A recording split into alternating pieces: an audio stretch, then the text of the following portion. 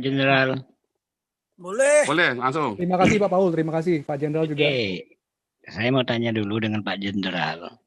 Kalau melihat situasi pada saat ini, sebagaimana pengalaman Pak Jenderal di lapangan di dalam Tentara Nasional Indonesia, kan tadi Pak Jenderal menyampaikan ini pasti ada campur tangan orang asing. Nah, kalau orang asing di sini, mohon maaf kalau saya salah pemahaman, ini saya lebih cenderung kepada apa yang disampaikan oleh Bapak Paul tadi antara Amerika dengan Cina. Kemudian kalau kita merucut kembali, itu mengarah kepada Cina. Benarkah seperti ini? Menurut pandangan pengalaman dari Pak Jenderal. Silakan, apabila kondisi ini memang benar dikendalikan oleh Cina, nah silakan Pak Jenderal bisa menjelaskan kepada masyarakat luas. Terima kasih. Makanya begini, sekarang kan tinggal tergantung pengambilan keputusan para penyelenggara negara sama para penyelenggara pemerintahan. Jelas nanti namanya keputusan itu cara bertindak. Kalau bahasa Inggrisnya itu course of action. Nah, cara bertindak yang diambil harus mengkalkulasi resiko yang akan dihadapi. Supaya mengeliminir resiko, ya harus diperbesar konsekuensi. Ya, itu sekarang. Kalau umpamanya khilafah ini semakin besar, apa keputusan pemerintah, para penyelenggara negara? Siapa? Kita mau bicara politiknya khilafah atau politik negara? Kalau politik negara ya konstitusi. Nah sekarang kalau umpamanya pemerintah mau mengambil keputusan, sikat habis. Nah, kalau dibilang sikat habis, tumpah darah. Nah, tumpah darah bukan hanya di Jakarta. Ya sebentar. Tumpah darah bukan hanya di Jakarta. Itu ada asal usulnya Pak Dhani, biar Pak Jenderal dengarkan, karena nggak mungkin ujuk-ujuk langsung bilang iya atau enggak Pak Dhani, nggak bisa begitu. Bukan itu arah pertanyaan saya, bukan itu pertanyaan saya. Ini saya jelaskan belum selesai. Dengar dulu Pak Dhani. Nah, di Jakarta terjadi pertumpahan darah, mereka lebih kuat. Oke, silakan.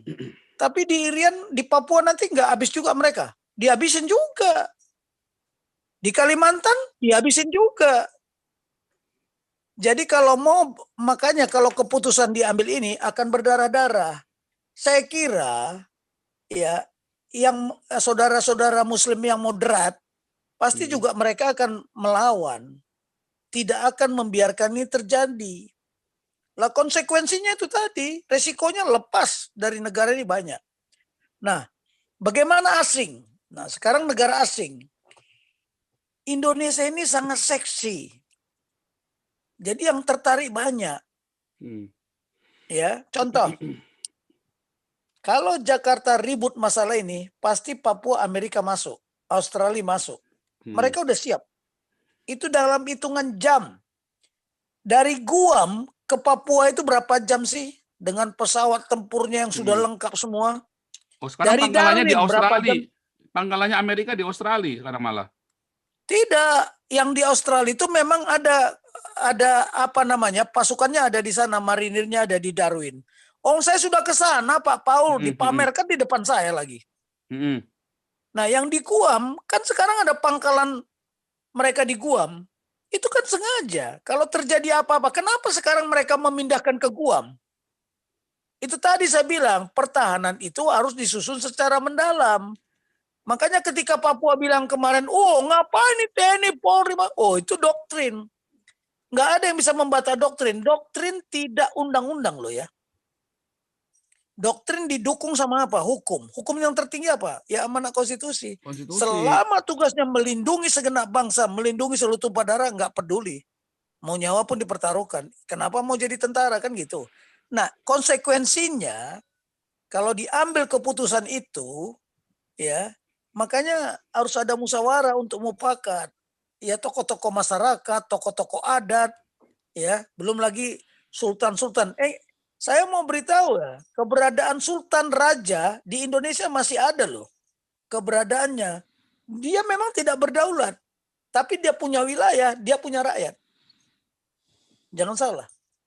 Ya seperti Sultan Cirebon, dia punya. Sultan Ternate, dia punya. Bukan nggak ada. Dia punya wilayah, sama. Tetapi memang mereka nggak punya kedaulatan di dalam pemerintahan. Nah yang begini-begini pasti akan urun rembuk. Pasti urun rembuk, nggak akan mungkin. Belum lagi tokoh-tokoh agama. Jadi kalau menurut saya, walaupun apa yang diperbuat sama mereka, mereka menelanjangi kebodohannya sendiri kok. Nggak Ya, bisa, karena sudah komitmen bangsa ini. Sudah sepakat, satu bangsa, satu nusa, satu bangsa, satu tanah air. Satu bahasa persatuan Indonesia. Pusat kekuatannya di semangat persatuan dan kesatuan itu, keindonesiaan, bukan kekhalifahan. tapi sekarang sudah nggak ada baiat lagi Sumpah Pemuda. Makanya kemarin saya setuju dengan Pak Jenderal. Mengapa sekarang tidak ada baiat satu nusa, satu bangsa, satu bahasa? Karena sekarang bahasa mereka bahasa Arab. Nah, itulah masalahnya. Makanya tidak ada Sumpah Pemuda lagi, Pak Jenderal. Nah, itu yang sekarang. Tadi kalau Pak Jenderal ngomong, rakyat sekarang mereka ditelanjangi. Oh iya, mereka sangat ditelanjangi dan mereka bangga. Oh, rakyat nggak bodoh. Oh, siapa bilang? Selama masih Islam, saya jamin bodoh. Oke, saya tambahkan lagi. Karena doktrin agama tadi, Pak Jenderal. Iya, makanya doktrin agama dilawan sama doktrin Nusantara. Nah, makanya harus bangkit agama-agama lokal. Saya nggak bilang kristenisasi, nggak ada urusan. Yang saya pentingkan adalah bagaimana membangkitkan budaya-budaya lokal ini. Seperti Pak Dedi yang Purwakarta itu vokal sekali ya. Saya senang sekali sama dia. Dia bangkitkan tuh budaya-budaya lokal. Masalahnya kan terus dikebiri sama si FPI. Dan orang-orang Islamnya malah dukung FPI. Nyatanya Pak Dhani ditanyain aja lebih suka agama lokal apa lebih suka mendukung Habib Rizik. Nggak bakal jawab dia. Aku yakin nggak bakal jawab. PNS. Maklum saya. Saya tambahkan dulu ya. Tadi soalnya Pak Paul mengutak-ngutik masalah Bung Karno. Ya, penting itu. Jadi saya bukan nggak respect ya, saya respect karena beliau nasionalis ya. Jadi Bung Karno itu dulu, saya makanya masih curiga saya bahwa dia tuh banyak membaca konsepnya Genghis Khan. Ya, oh pasti. Nah, jadi konsepnya Genghis Alkitab Khan. aja pun dibaca beliau itu baca Alkitab juga masalahnya. Oke. Kenapa Genghis Khan 2/3 dunia bisa dia kuasai? Karena dia menghormati budaya. Iya. Dia nggak pernah membunuh. Dia begitu ke daerah sesuatu daerah dia kuasai, dia tidak membunuh budaya. Malah dia menyiapkan pasukannya kan dari daerah itu sendiri. Dimunculkan. Yang dikuasai dia bentuk pasukannya. Dan kemudian dia kawin lagi kan? Dia ngawinin. Nah, jadi begini, makanya Bung Karno ngomong apa? Kalau Islam jangan ke Arab-Araban. Kalau Hindu jangan ke India-Indiaan. Kalau Kristen jangan ke Yahudi-Yahudian. Kan itu konsep strategi budaya. Ya. Karena Bung Karno tahu pusat kekuatan Indonesia itu tadi saya bilang semangat persatuan dan kesatuan keindonesiaan. Keindonesiaan itu apa? Ya budaya. Indonesia ini ada bukan karena politik loh, karena budaya. Sumpah Pemuda itu bukan karena politik itu karena budaya. Nah yang begini ini nggak diajarkan. Jadi tadi konsekuensinya apa? Kalau kita tidak mau mengandung resiko, makanya coba paradigma nasional itu mulai dari kebangkitan nasional, mulai dari Sumpah Pemuda harus menjadi Sumpah Nasional, semangat perjuangan ya para pahlawan, para perintis kemerdekaan menjadi semangat juang nasional, ya nasional spirit, nasional daya laksana nasional. Habis itu cita-cita visi nasional, Indonesia merdeka, bersatu, berdaulat, adil dan makmur. Soalnya mereka ini tidak ingin bersatu. Dan kalau tidak ingin bersatu, itu pekerjaannya iblis itu. Karena di kitab Yohanes kan Tuhan Yesus juga sendiri ngomong. Hendaklah mereka bersatu di dalam kita seperti aku dengan Bapa. Yang orang tidak mau bersatu itu ya itulah iblis-iblis itu semua. Cuman ada yang berani nggak ngomong itu karena begini. Lihat aja lah secara global. Ada negara yang terfragmentasi. Kalau saya bilang terfragmentasi tahu nggak ya? Terpecah-pecah. Tapi ada negara yang terintegrasi. Bersatu seperti Jerman lah. Ya. Jerman Timur, Jerman Barat kan bersatu. Ya, tapi ada yang terpecah-pecah. Nah, sekarang kita mau milih apa? Kita mau terpecah atau bersatu? Padahal di konstitusi itu jelas tertulis Indonesia yang merdeka, bersatu, tidak Berdaulat baru dan berdaulat. Kenapa nggak berdaulat dulu? Ya, harus bersatu Itu dulu. memang hebat itu konsep pemikiran para founding fathers kita dulu. Founding fathers kita itu sudah out of the box. Tapi datang para kilapa-kilapa ini mau menjadi inbox lagi dia. Kayak kodok dalam tempurung. Nah, jadi ini tolong, ini makanya ini harus ada konsep strategi nasional. Kemarin kan udah saya bilang, strategi nasional itu meliputi apa? Yaitu tadi strategi pengembangan kekuatan. Kekuatan apa? Kekuatan nasional. Kekuatan nasional itu dilakukan melalui apa? Pembangunan dan pembinaan. Nah sekarang itu sudah tidak ada lagi pembangunan dan pembinaan. Malah diklaster-klasterkan negara ini. Jadi kalau Anda hidup di daerah Jawa Barat, Anda harus bisa berbahasa Sunda. Ya kan? Anda harus manut pelajaran agama. Makanya DPR yang benar, makanya sudah dicoba kan kemarin. Tidak ada pelajaran agama di sekolah. Di rumah saja. Karena kan anak saya ini sekolah di Jawa Barat ya. Mereka juga harus yang sekolah di negeri, mereka dulu harus belajar bahasa Sunda. Nah, yang seperti tadi, tapi harusnya tidak demikian. Harusnya klaster kebinekaan itu ada. Kita nggak pernah kok. Ya, nanti saya tunjukkanlah bagaimana pengalaman saya supaya saya pernah seminar di gedung MPR, saya ketua seminar, semua raja-raja Nusantara saya undang supaya dia berpakaian budaya. Kerajaannya masing-masing. Makanya ulang tahun kemerdekaan Pak Jokowi meniru itu karena si Zulkifli Hasan hadir. Saya di gedung MPR, saya undang dia sebagai tamu untuk melihat seminar dan kita dibiayai sama dia. Cuman gara-gara COVID ini saya nggak bisa melaksanakan itu kan gitu. 300 raja-raja itu datang semua kok. Nah, sekarang bagaimana strategi pembangunan kekuatan nasional tadi? Kekuatan nasional itu kita ideologi nasional, yaitu Pancasila sudah. Tidak ada ideologi lain. Politik negara sesuai dengan konstitusi. Ekonomi nasional kita seperti apa? Kita bilang katanya kooperasi lah, ini segala macam sudah campur aduk, nggak karuan-karuan.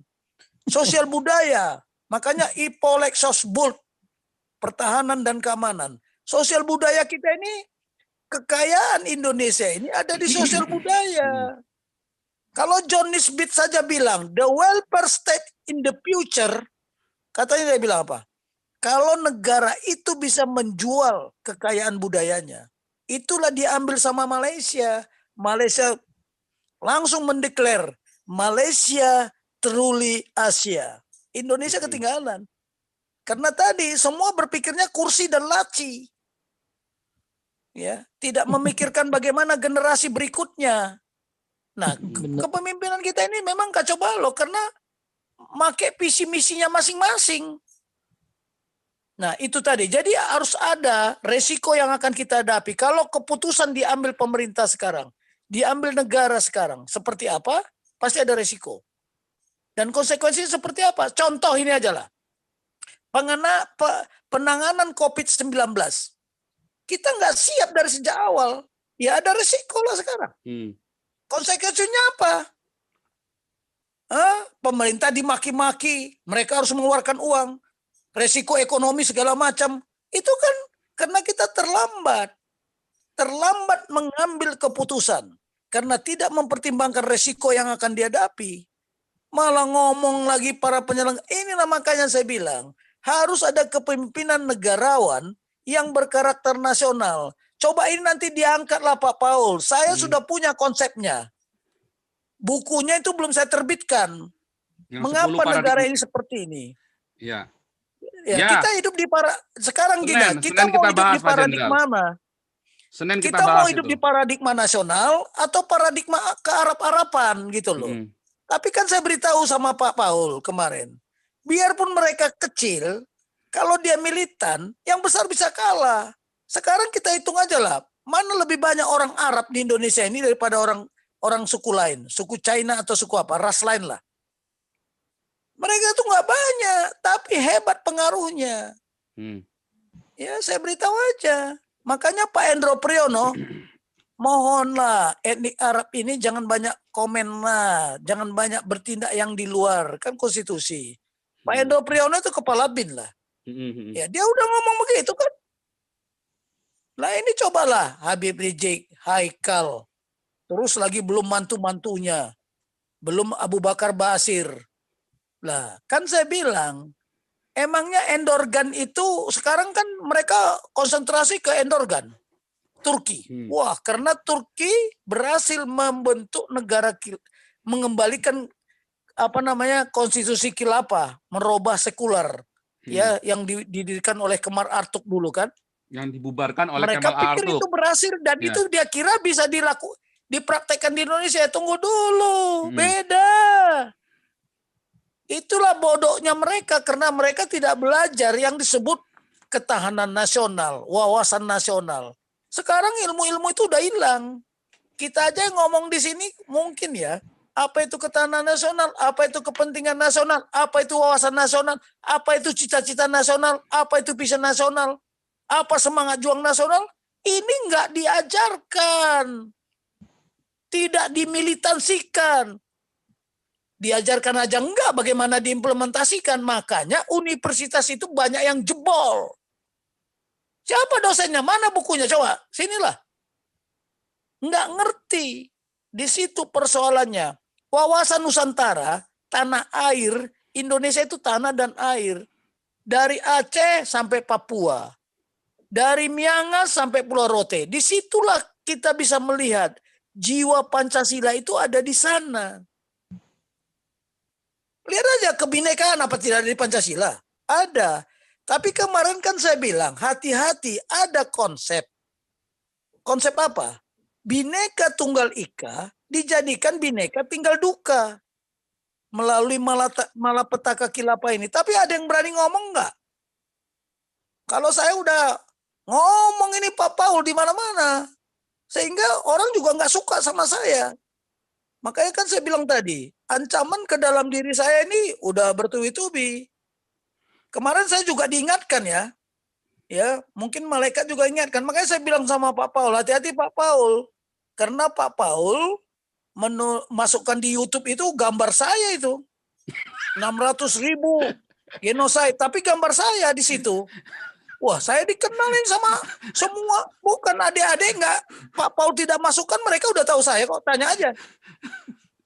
Muncul lagi kemarin Ganyang FPI. Waduh, gawat ini.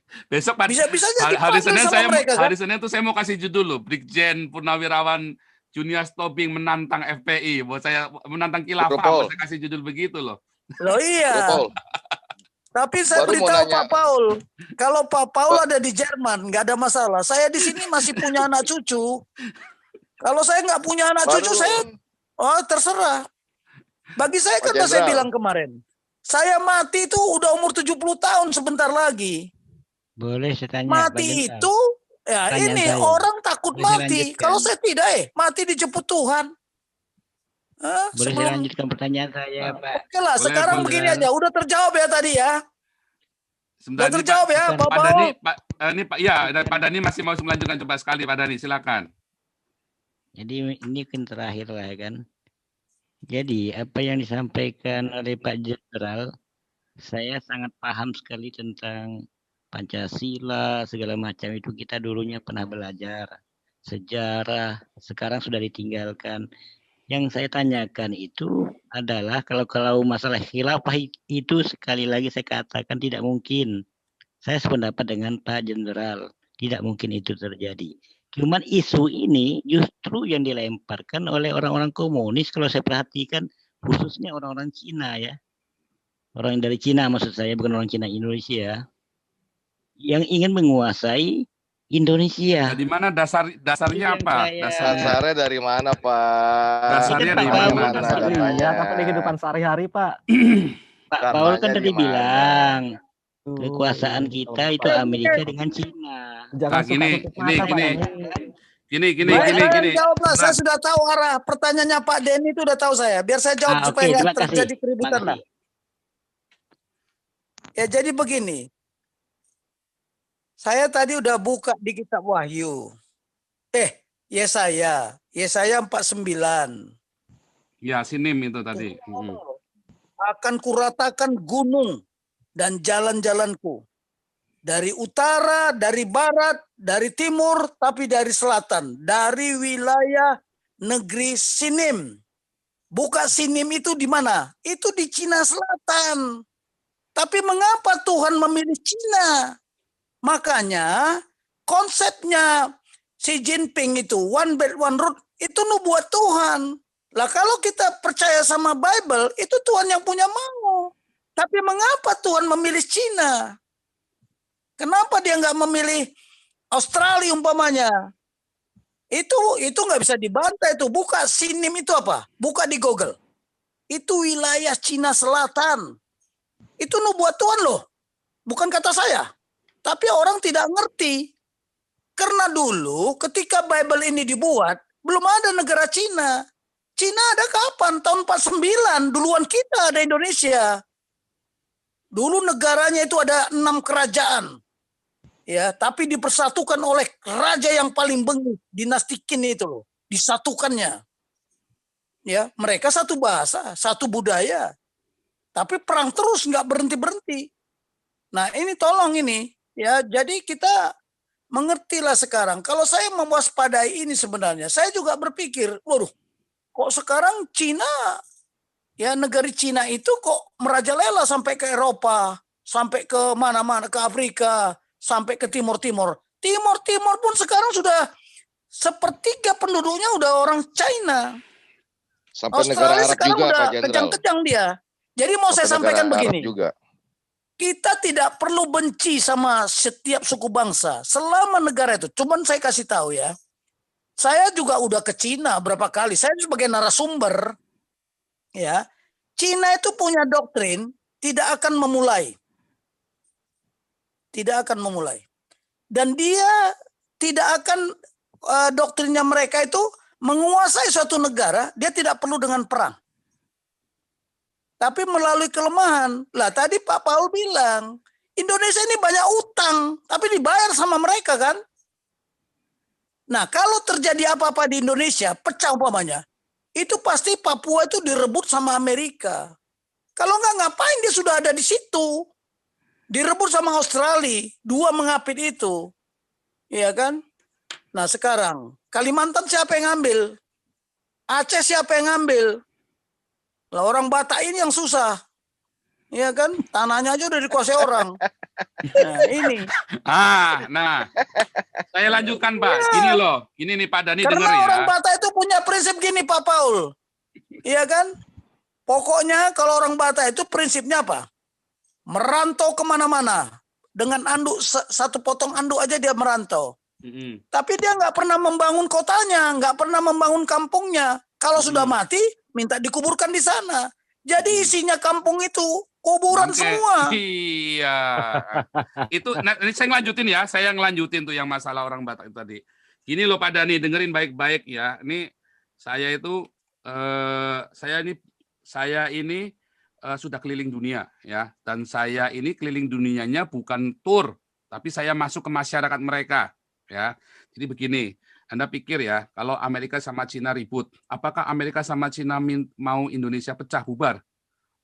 Nah, sekarang kita lihat, kalau Amerika kepentingannya apa di Indonesia dengan Indonesia? Kepentingannya adalah supaya Indonesia mendukung Amerika, ideologinya. Kenapa harus ideologi yang didukung? Karena mereka sekarang jadi polisi dunia, mereka harus dihormati, dihargai segala macam. Tapi kenyataannya apakah Amerika menghormati Indonesia? Jokowi mau pidato aja ditinggal kok sama si Obama. Nah, sekarang saya tanya, kalau Cina, apakah Cina mau Indonesia bubar? Kalau Cina kepentingannya apa sih di Indonesia? Marketnya Indonesia. Cina itu mau ambil market yang 270 juta orang Indonesia untuk beli barang dia, untuk dia bisa jualan di sini. Karena mau jualan di mana? Indonesia ini salah satu yang paling besar penduduknya. Makanya Cina berusaha mendominasi ekonomi Indonesia, bukan politiknya. Kalau Cina mau Indonesia bubar, rugi nggak Cina? Oh, rugi. Sekarang Cina mata uangnya renminbi. Seluruh Afrika itu dibantu sama Cina, investasi Cina. Bahkan hari ini Indonesia pun dibantu. Investor terbesar Indonesia itu 20%. Investor terbesarnya Paretonya adalah Cina. Pareto loh, bukan cuma besar di Pareto. Paretonya itu Cina yang investornya. Mengapa demikian? Karena dia mau kuasai dukungan ekonomi, bukan mau ngajak perang, bukan mau ideologi, nggak ada urusan. Cina mah nggak urusan, lu mati juga nggak urusan. Yang penting duit lu mengalir kemari, yang penting dia berkuasa secara ekonomi. Sekarang renminbi-nya Cina nggak pernah naik sejak tahun 2000 sampai hari nggak pernah dinaikkan. Jepang teriak-teriak, naikkan. Kenapa? Kalau nggak dinaikkan, ya Cina kan terus lari terus ekspornya dia, ekspornya kencang terus. Kenapa? Yang lain cuma pada naik. Tapi renminbi nggak pernah naik, dia stabil terus. Kenapa? Supaya diutangin semua. Nanti kelar, terakhir, ya tiba-tiba renminbi dinaikkan. Kalian yang utangnya 10 perak, bisa jadi 1000 perak loh utangnya. Kalau renminbi sampai naik, itu naiknya gila loh. Tapi nggak dinaikkan, ditahan sama si Cina. Nggak boleh naik renminbi itu. Padahal negara-negara sudah naik semua. Kenapa? Karena ditahan. Supaya mereka berkuasa. Supaya mereka, Cina baik hati, dewa penolong semua. Sehingga semua berhutang kepada Cina, semua welcome sama Cina termasuk Indonesia kan? Karena Indonesia Amerika nggak mau bantu. Sekarang Cina yang bantu. Siapa yang mau bantu kalian? Ribut terus. Yang bantu Arab mau bantu? Nggak sudi Arab bantu kalian. Dia tahu dia ada puluhan juta orang Islam di negaranya, dia bajingan semua. Makanya dia nggak mau taruh uangnya di negara Islam. Dia pergi ke Cina yang komunis. Kenapa rajin kerja orang komunis itu? Nggak kayak orang Islam. Ributnya cuma memek terus. Mintanya perang terus, bidadari terus. Nah, makanya nggak mau itu orang Arabnya nggak mau ke Indonesia. Nah, apakah Cina mau Indonesia bubar? Nggak mau. Cina tidak mau Indonesia bubar. Mengapa tidak mau bubar? Kalau dia Indonesia bubar, yang satu kiblatnya ke Turki, satu kiblatnya ke Arab, satu kiblatnya ke Amerika. Cina bisa mendominasi Indonesia nggak? Nggak bisa. Cina itu butuh marketnya Indonesia 270 juta. Kalau bubar jadi 8. Nggak jadi 270 juta. Makanya Cina nggak mau Indonesia bubar. Amerika mau Indonesia bubar. Nggak bisa juga. Lebih mudah kalau Indonesia jadi Islam lagi. Kenapa? Orang Islam bodoh, mudah dikendalikan. Coba lihat, semua negara-negara Islam dikendalikan Amerika. Dari mana tahunya, Pak? Iya, suplai senjatanya kan dari Amerika. Makanya kalian bunuh-bunuhan. Kenapa? Supaya mereka beli sama kalian. Supaya beli sama Amerika senjatanya. Jadi kalau Amerika mau Indonesia pecah, nggak mau. Nggak mau. Nah, itu harus Anda ngerti yang begituan. Mainnya kurang jauh. Jadi, siapa yang pengen Indonesia pecah? Nah, kita lihat siapa yang pengen Yang pengen Indonesia pecah itu siapa? Sekarang ditanya. Pada masalah Rizik itu kan masalah kecil, kata Pak Jenderal. FPI itu sangat kecil. Loh, FPI itu kecil. Tadi kan sudah saya jelaskan, FPI kecil, tetapi masalahnya itu orang-orang tante-tante. FPI itu memang kecil, HTI juga kecil, PKI juga kecil. Masalahnya tante-tante yang sange itu butuh kambing hitam. Soeharto butuh kambing hitam. Soeharto mau kudeta Soekarno butuh PKI buat kambing hitam. Sekarang si SBY mau naik, Prabowo mau naik, butuh kambing hitam FPI. Orang pribumi itu jadi ancaman. Ini mana? Salah kamu, salah, bodoh kamu. Bukan pedagang. Saya ini Cina, Pak. Saya ini dagang, Pak. Contohnya kurang begini lihat. aja. Nah, sebentar Pak Jenderal. Terakhir ya, saya kasih tahu lagi ya. Cina itu sudah punya pangkalan loh. Boleh saya ngomong dulu? Sebentar Pak Jenderal, sebentar saya kasih tahu ya. Siapa yang pengen Indonesia bubar? Siapa yang paling untung kalau Indonesia bubar? Yang paling untung kalau suaminya saya bukan suaminya Pak Jenderal, Pak Dhani. Oh, kalau kamu yang ngatur, ini suaminya saya, bukan suaminya kamu. Saya yang ngatur di sini. Oke, jangan biar saya tengahin dulu, Benar Pak Jenderal, satu nih ya. Ini ya. Ya jadi begini. Sebentar Pak Jenderal, tadi mengenai tanah Sumatera. Siapa yang paling untung kalau sampai Indonesia bubar? Satu, Malaysia. Karena seluruh Sumatera, 60% sawitnya sama karetnya dikuasai sama Malaysia. Kalimantan dikuasai Malaysia. Siapa yang paling untung? Malaysia. Tetapi apakah Malaysia menguasai Jawa? Enggak. Makanya kalau sampai pecah, yang untung siapa? Malaysia. Tapi apakah Malaysia mau mecahin Indonesia? Nggak kuat, nggak sanggup mereka. Ngurusin daerah sini lagi pusing mereka. Lalu siapa yang menghendaki khilafah? Ya kalian orang-orang goblok ini yang pengen khilafah. FPI ini. Itu loh. Jadi kalian goblok nyala-nyalain Yahudi, nyala-nyalain Amerika, nyalain Cina. Padahal kalian goblok. Kamu salahin komunis. Padahal kamu yang goblok. Saya ngomong dulu. Hei. Silakan Pak Jenderal. Jadi baik yang saya kasih tahu ya. Kurang jauh mainnya, kurang Silakan Pak jauh. Jenderal. Kurang jauh. Gini. Jadi ketika Kurang jauh. ini saya bukan ngomong asal ngomong ya, saya bicara fakta. Ya. Tahun 1965 ya. Katakan 948 dulu lah, PKI Madiun. Mereka tes case kan, sudah kuat nggak? Ternyata nggak kuat. Tapi tahun 1965 partai terbesar di Indonesia adalah PKI. Betul sekali. Partai Betul terbesar adalah PKI. Makanya Bung Karno itu merapat ke sana. Dia juga sudah melihat ini nasionalis, agamis ini kayaknya kalah kekuatannya. Kecuali kalau digabung. Makanya konsepnya Bung Karno waktu itu Nasakom, nasionalis, ya kan, agama, komunis. Tapi 1965 PKI itu kuat. Sel-selnya sampai ke petani-petani. Tapi kenapa kalah? Kenapa hancur? Makanya saya bilang FPI ini terlalu kecil. Cuman, kalaupun kecil jangan dia berkembang biak. Sel kanker tadi.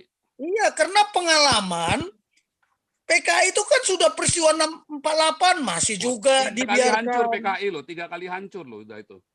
Iya. Tetapi hancurnya mereka itu ya 65 itu kan.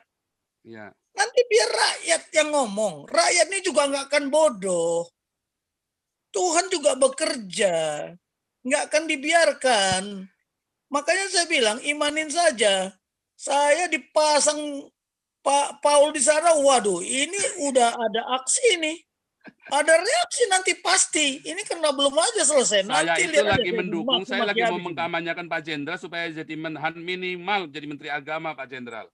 Makanya kemarin Nggak saya perlu masuk lagi. Pak. Bagi saya itu sudah masa lalu. Tapi bagaimana generasi berikut ini dia paham betul bagaimana kehidupan bermasyarakat, berbangsa dan bernegara. Di dalam kehidupan masyarakat itu bagaimana kehidupan beribadah. Agamamu, agamaku, agamamu, agamaku, agamaku. Ya jangan diobok-obok lah. Sibuk mengkafir-kafirkan orang. Yang kafir siapa? Nah begini kan, kalau saya berpikirnya ya, karena mereka seperti kodok dalam tempurung. Dunianya hanya di bawah tempurung itu aja. Inbox, bukan out of the box. Nah kita jangan terjebak juga di dalam tempurung. Jadi dikira si kodok ini udah dunianya udah hebat sekali. Padahal dia nggak tahu di luar tempurung itu seperti apa dunia ini kan gitu. Jadi begini aja lah. Memang ini harus ada. Saya melihat sejak reformasi semua paradigma nasional itu kalau perlu dikubur. Tentara nasional aja dengan senjata HAM aja berdiri udah nggak bisa apa-apa. Mau punya tank punya apa nggak bisa. Ya. Makanya tergantung keputusan negara. Kalau negara sudah putuskan kayak gitu, ya TNI pasti akan turun. Kalaupun nanti kelihatannya kalau presiden balelo, baru dia ambil sikap.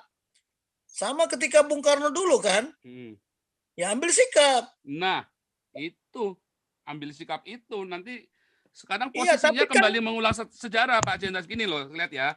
Dulu Soeharto jadi Menhan, sekarang Prabowo juga Menhan. Nah, dulu ada kambing hitamnya PKI, sekarang kambing hitamnya FPI. Makanya itu dipiara FPI-nya. Kecil tapi buat kambing hitam. Kayak PKI sama mau dikambing hitamkan. Dipiara buat dikambing hitamkan nanti buat disembelih, buat Idul Adha nanti. Nanti lihat nanti jangan-jangan pula nanti itu pas Idul Adha lagi nanti. Babi berisiknya disembelih atau lagi Imlek lagi.